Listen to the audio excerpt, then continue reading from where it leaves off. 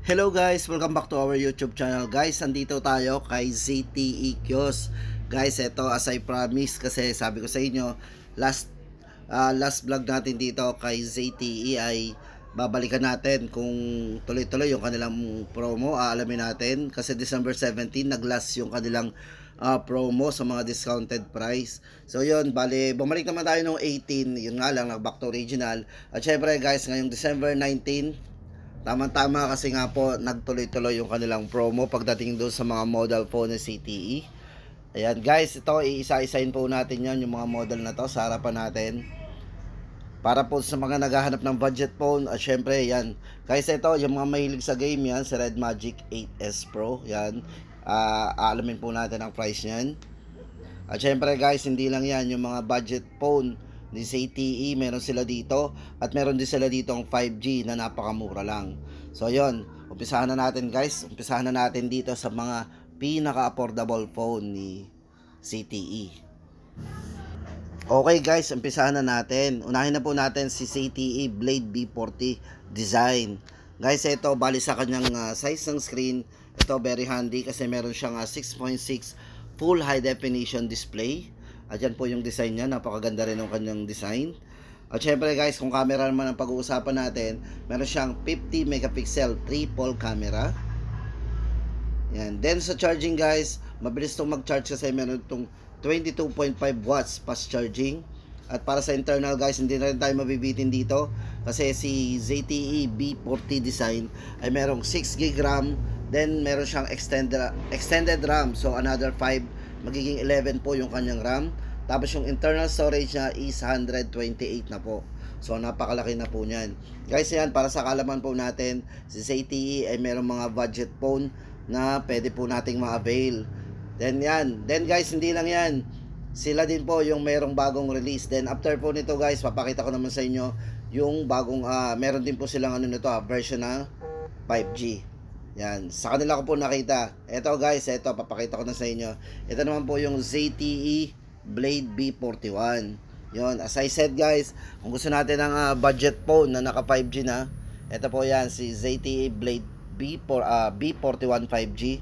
Ito para sa size ng screen, same po sila ng ng B40 kasi ito naka 6.6 full high definition plus display din.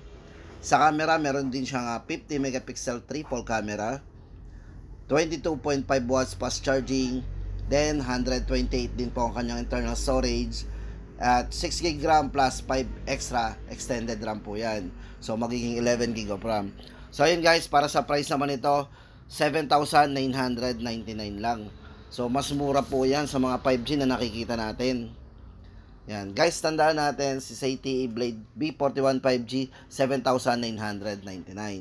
At ito guys, sa harapan natin, ito pa yung mga i-update natin. Hindi lang yan guys, ito naman ang susunod natin, si ZTE B40S. So guys, ito good news tayo dito kay Blade na to kasi napakamura din ito. Ito naka 6GB RAM plus 5GB extended RAM, 128 na rin po kanyang internal storage. At syempre guys, sa camera hindi na rin pauli kasi meron siyang 50 megapixel para sa main camera. At sa mga mahilig mag selfie guys, meron siyang 8MP selfie camera.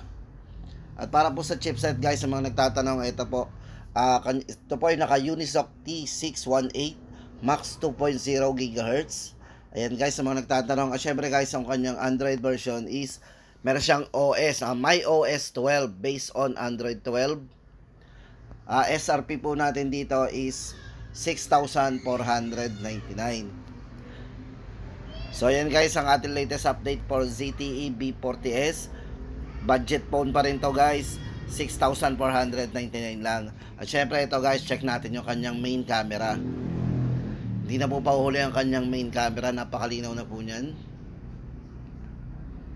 At 8MP naman para sa kanyang selfie camera. Ayan.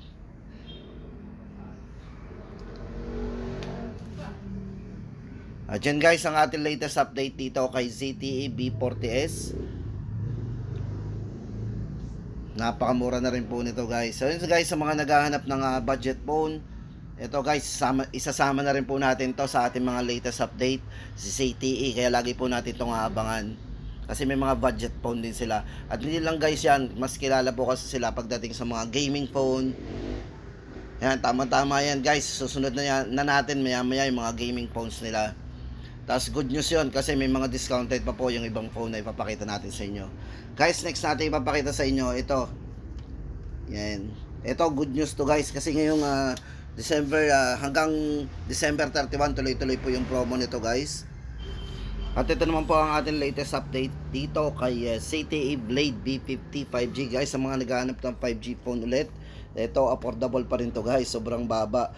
Good news kasi dito kay ZTE Blade B50 5G guys, original price nito is 6,999. Then naka-less 500 pa to until December 31, 2023. Ngayon po magiging 6,499 na lang po yan.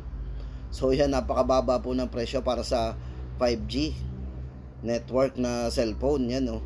Naka 8GB RAM plus extended po to ng 10GB.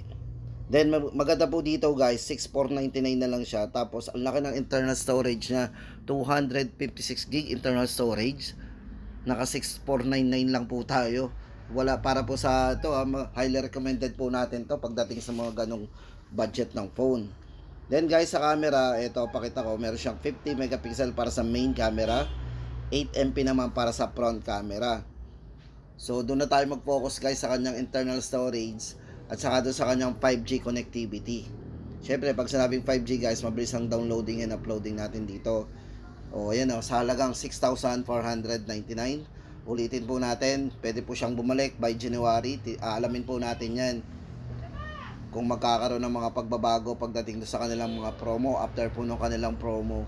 Yan guys, ulitin natin, ZTE Blade B50 5G, naka 8GB RAM plus extended, so 18GB of RAM yan para sa RAM, 256 storage. Then syempre guys, naka 6,499 lang.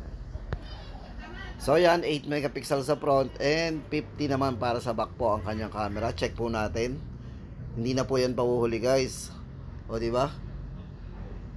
Parang sa mga binablog natin, ito guys yung medyo mura na nakita ko pagdating dito sa kanyang specs. Yan, ZTE Blade B50 5G. Yan, sulit po yung ating pera dito. Value for money kumbaga.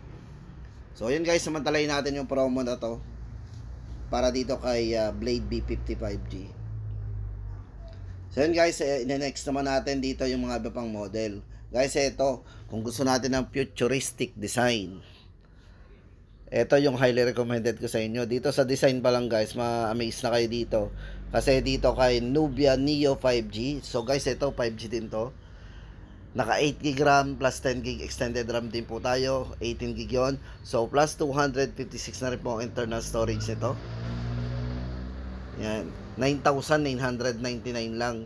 Guys, ito para sa kanyang chipset, ito yung naka T820 octa-core max 2.7 GHz chipset. Then para sa main camera guys, meron siyang 50 megapixel.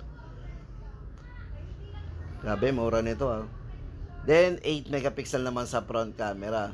Based on Android 13. Guys, ito yung design nyo. Same din po yung mga icon ng design nyo sa likod. Kung mapapansin natin, ito talaga yung futuristic. Kakaiba yung design nito. Siyempre, malaking bagay din kasi guys yung design yan. Nakaka-attract din yan Yan guys, para sa Android nya, ito ay merong latest Android 13. Yan, check po natin yung kanyang camera o yung kanyang iba pang mga setting guys. About phone, check po natin. Ayan. Yun nga po yung chipset. T820 octa-core max 2.7 GHz.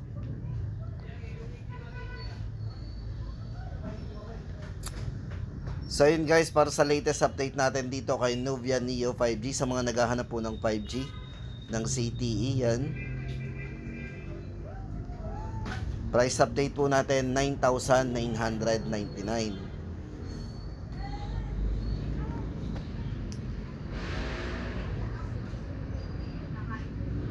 Ganda ng design nyo.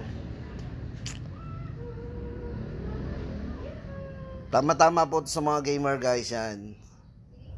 So mabilis po ang downloading and uploading din kasi naka 5G nga po to, si Nubia Neo 5G. Tapos guys, ito sunod na natin to. Maganda to guys yung susunod natin kasi ito yung pinaka top of the line ni ZTE. Pagdating sa kanilang mga phone ngayon, isa po ito sa top of the line. Guys, kung gusto natin ng may mataas na internal storage, ito yung highly recommended natin. Kasi po itong si Nubia Safe 50S Pro. Guys, ito naka 1 terabytes na po to. Sobrang laki na po ng internal storage nito, kahit wag na po kayo maglagay ng memory card kasi naka 1 terabyte na po ito. Then yung kanyang RAM po is naka 12 GB RAM. Ito po yung original RAM niya. Then meron po siyang extended RAM pa na another 10 GB of RAM, so magiging 22. Then para po sa kanyang chipset, guys, ito yung naka Snapdragon 8 Gen 2 na. Then sa kanyang camera, guys, ito maganda dito. Naka 50 megapixel para sa main camera, 16 MP para sa selfie camera. Then yung resolution, guys, ng camera niya sa video, naka 8K resolution na po ito.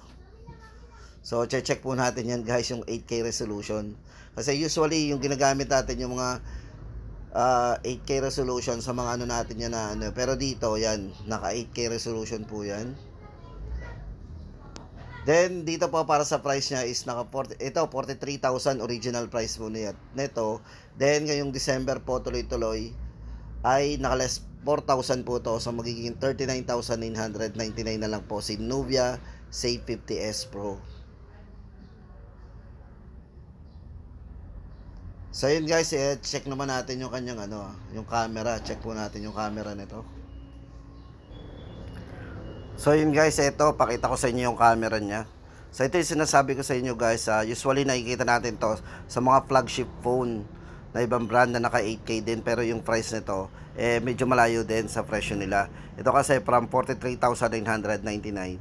So may discount pa siya until December 31, 2023 na 4,000, magiging 39,999. So yun, guys, ito naka 8K resolution yan. Guys, ulitin natin price nito, si Nubia Z50S Pro. Ito naka 1 terabyte, naka 12 GB RAM, then Snapdragon 8 Gen 2. Para sa price po, ulitin natin, 39,999. Guys, ito, yan, punta na tayo doon sa next natin. Guys, baka may naghanap sa inyo nito Guys, ito na yung next natin, si Red Magic. Guys, sa mga naghahanap ng Red Magic 8S Pro. So yun, guys, sa mga naghahanap ng gaming phone ni ZTE, ayan, last look natin, Nubia Safe 50S Pro, 39,999 po. At syempre, guys, ito na yung huli sa ating listahan, si Red Magic 8S. Yan, guys, sa mga naghahanap po ng 8S na Red Magic, ito para po sa kanyang size ng screen, ito ay merong 6.8 inches AMOLED UDC full screen. So yun, guys, pag binuksan po natin screen yan, naka full screen po yan. Wala kayong makikita dyan mga dot or mga notches.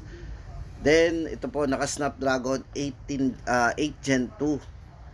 Yan, mobile chipset na ginamit sa kanya. Then meron siyang ICE 12 cooling system po. Tama-tama po yan na pangmatagalang gaming natin, di siya mag-iinit. Then sa kanyang charging, guys, ito ay may 65 watts fast charging. Then may mataas din siyang battery, 6,000 mAh battery. Yan, highly capacity battery po niya yon. At syempre, guys, yun nga po, meron siyang 16 megapixel under display camera. Guys, syempre, guys, pag sinabi nating under display camera, so may experience po natin dito yung kanyang full view screen. So yun, guys, ang ating latest update ngayon para dito kay Red Magic 8S Pro. So yan, sa mga naghahanap ng 8S Pro, guys, price update natin dito is 47,999. Okay, guys, sa ngayon, ito na yung ating latest update sa mga model po ni ZTE. So babalik po tayo sa mga next upload po natin. Sana lagi tayo mag-stay tuned kasi lagi po tayo nag-upload ng mga bagong video. At syempre yung mga latest update natin. Especially, guys, ngayong December, tuloy-tuloy po yung ating gagawin. So yun, guys, see you sa mga next vlog natin. So, sa mga hindi pa po nakasubscribe, mag-subscribe na po kayo sa ating channel para lagi po tayong updated dyan. Maglalambing po tayo. So yun, guys, see you sa mga next vlog natin. My name is Joel Añiz.